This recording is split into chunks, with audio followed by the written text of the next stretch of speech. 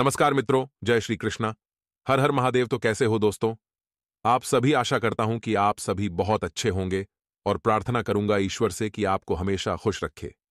तो चलिए आज की वीडियो की शुरुआत करते हैं, जो कि बहुत ही खास और महत्वपूर्ण होने वाली है। आज हम ऐसी औरत की बात करेंगे जो आपकी जिंदगी को स्वर्ग बना देगी। इस महिला के बारे में समय रहते जान लीजिए और उसका साथ कभी मत छोड़ेगा, वरना हाथ ए लक्ष्मी भी आपके द्वारा से चली जाएगी। तो चलिए, वीडियो बहुत ही महत्वपूर्ण है। आज का जमाना कुछ ऐसा हो गया है, लोग दूसरों की खुशियों से दुखी होते हैं, दूसरों के गम में मुस्कुराते हैं, लेकिन आपकी बात अलग है। आपके मन में ऐसा भाव कभी नहीं आता। इसी वजह से आपका सच्चा मन, आपकी सच्ची भावनाएं ईश्वर को आपकी ओर आकर्षित करती हैं। इसी वजह से अब ईश्वर ने भी शायद यह निर्णय ले लिया है कि आपके जीवन में सुख की घटडिढियां अब आकर ही रहेंगी। तो इस वीडियो को आप ईश्वर का संकेत माने और प्रभु का प्रसाद समझकर इसे स्वीकार करें। वीडियो को अंत तक देखें।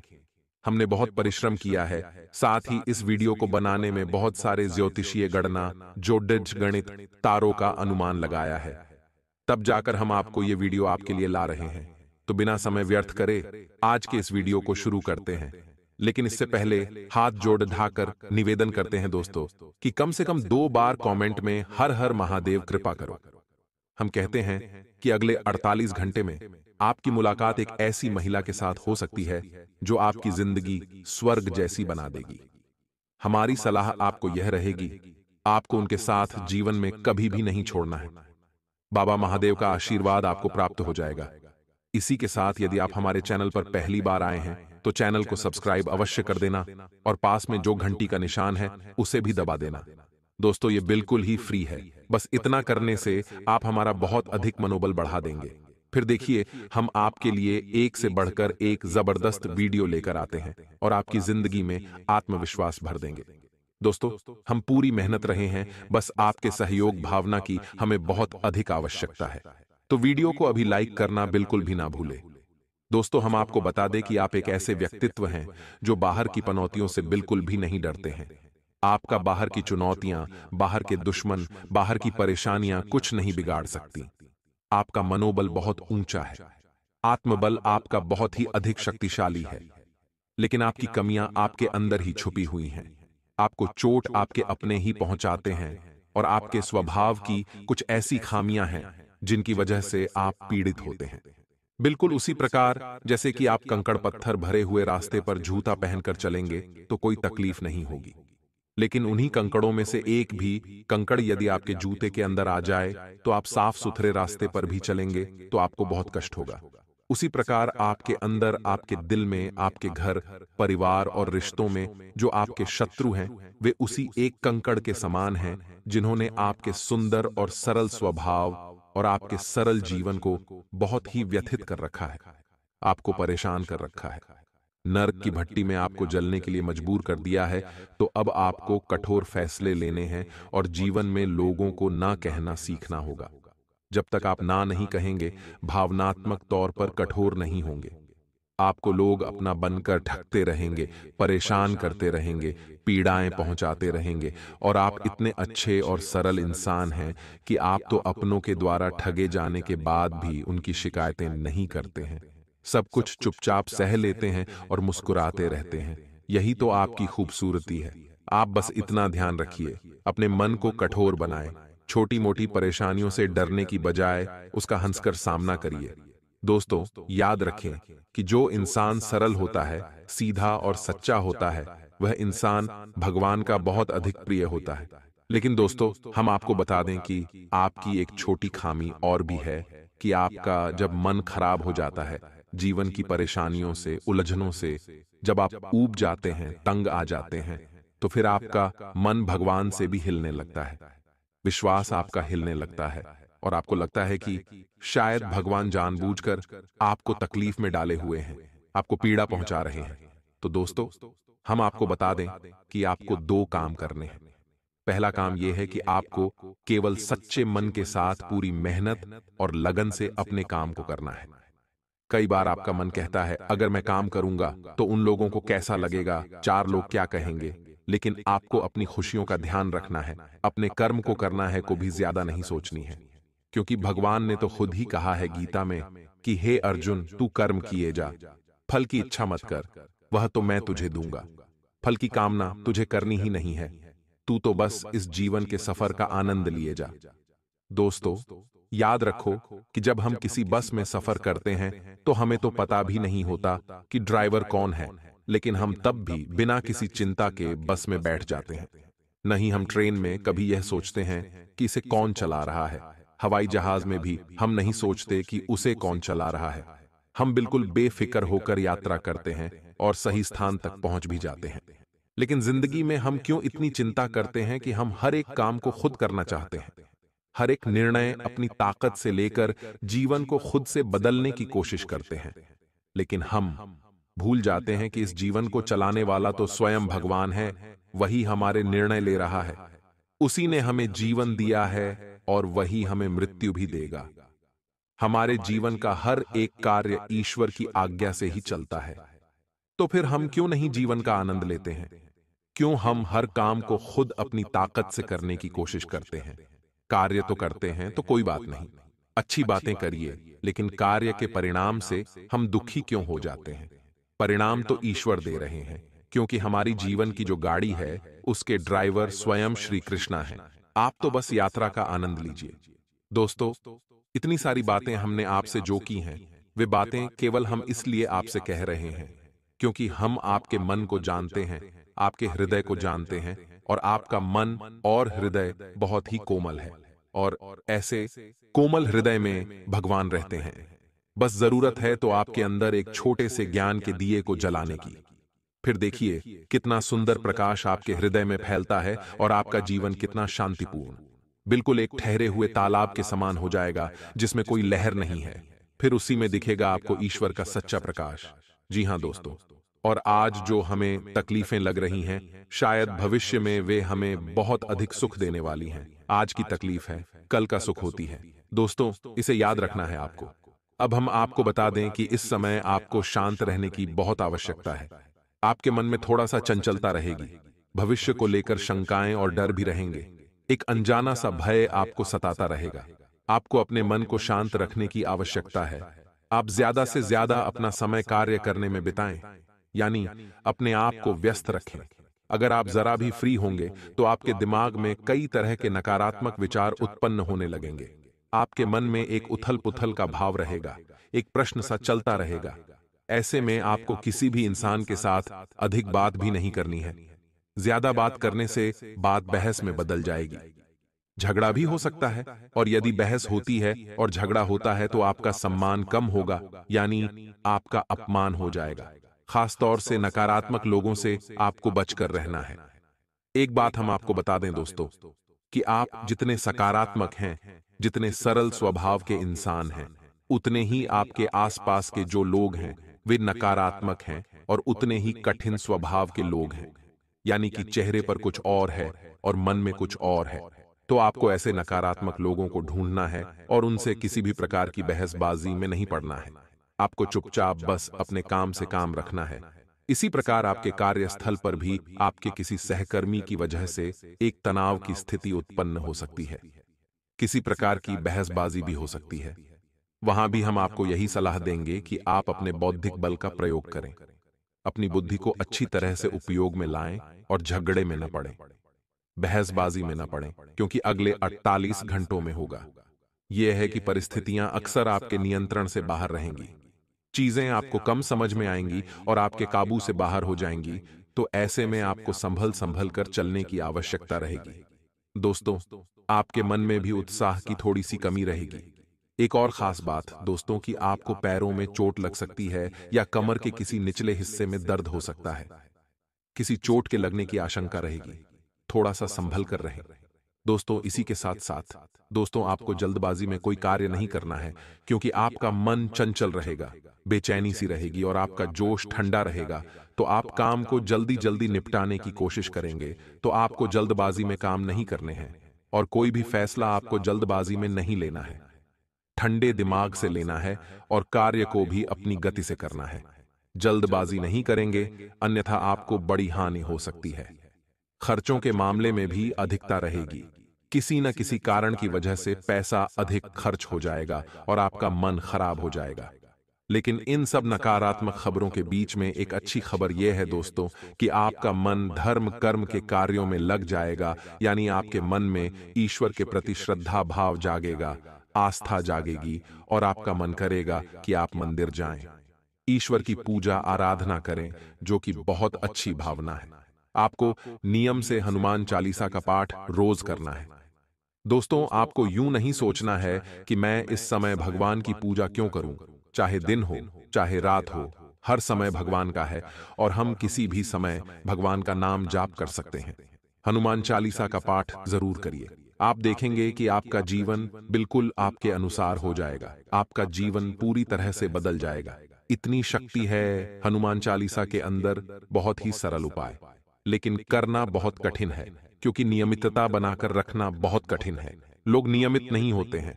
मान लीजिए आप दूध का सेवन करते हैं, तो क्या एक बार दूध पीने से आपके अंदर शक्ति आ जाएगी? बिल्कुल भी नहीं। इस प्रकार से आप रोजाना जब भगवान के भक्ति करेंगे, तभी आप ऊर्जा से संपन्न होंगे। उसी प्रकार आप हनुमान चालीसा का पाठ नियमित करके तो देखिए।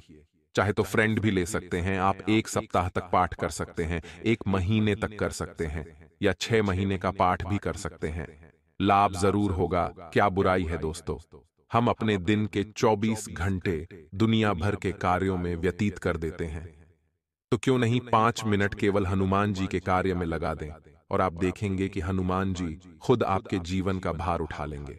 साथ ही साथ दोस्तों, आपके व्यापार में बिजनेसमैन नए संपर्क बनेंगे, जिससे आपको अपने बिजनेस को बड़ा करने में मदद मिलेगी। और यदि आपका कहीं पर पैसा अटका हुआ था, बहुत कोशिश करने के बाद मामला सूरज नहीं रहा था, तो अब ग्रह स्थिति आपके मामले को सुलझाने वाली है।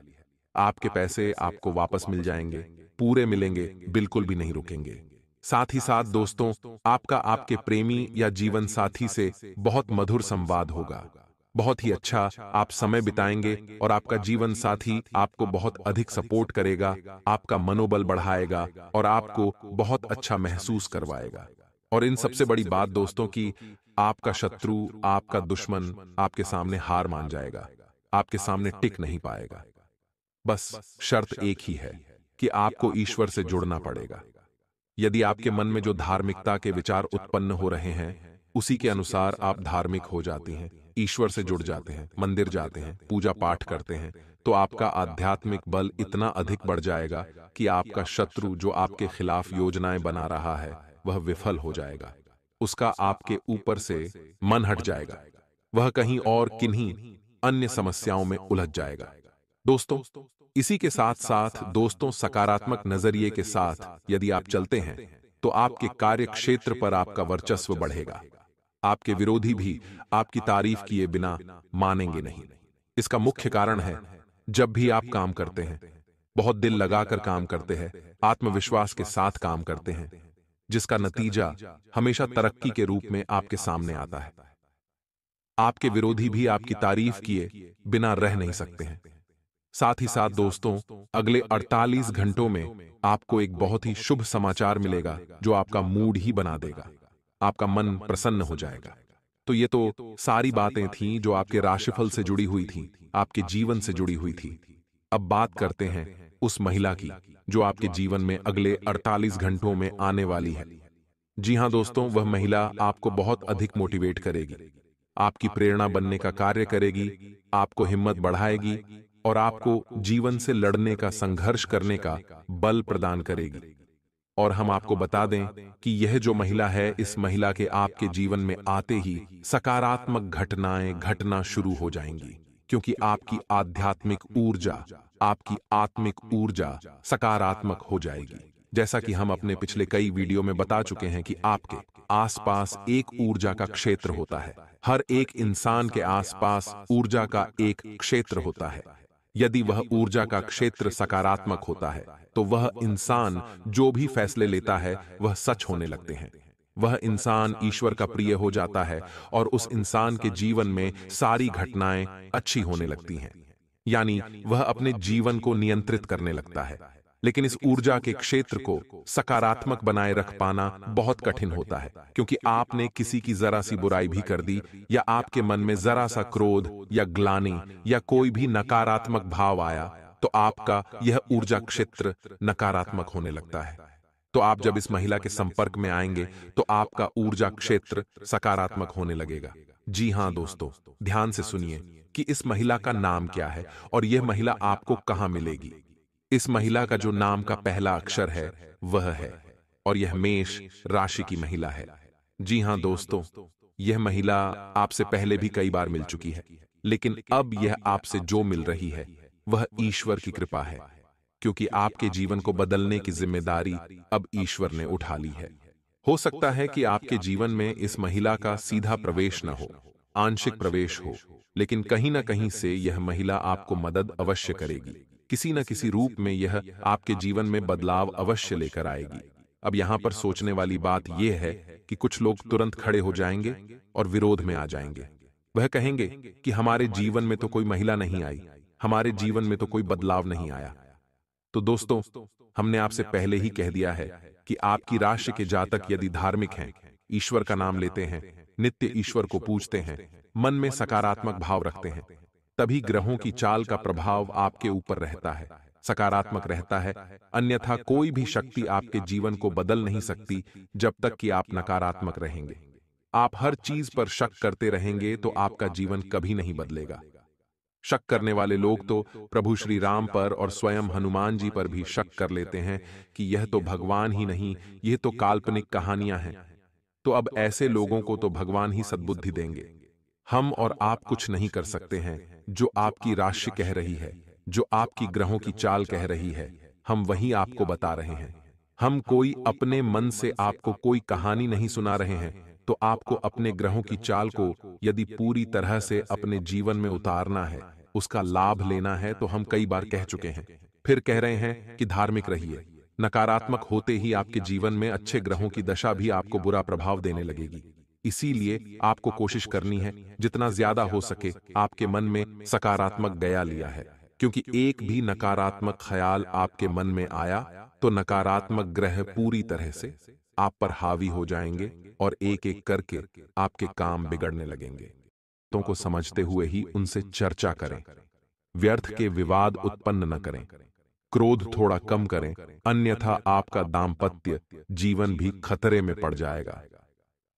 मित्रों, आपको बता दें कि आपको अपने पड़ोसियों के साथ भी थोड़ा नरमी के साथ बात करनी होगी और उनके साथ अपने संबंध अच्छे बनाकर रखने होंगे, क्योंकि एक समय ऐसा आ जाएगा जब आपको अपने पड़ोसियों के साथ की बहुत आवश्यकता रहेगी, लेकिन आप अपनी वाणी पर नियंत्रण नहीं रख पाएंगे और कठोर शब्दों का प्रयोग करेंगे तो पड़ोसियों से भी आपकी बिगड़ जाएगी और आपकी जरूरत के समय पड़ोसी आपके साथ बिल्कुल भी नहीं होंगे।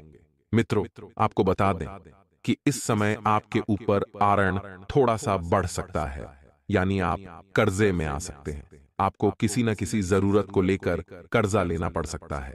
व्यक्तिगत जरूरतों के लिए ही आपको कर्जा लेना पड़ेगा, जो कि आपको चुकाने में थोड़ी परेशानियों का सामना करना पड़ेगा। लोग आपको अपमानित करने का भी प्रयास करेंगे।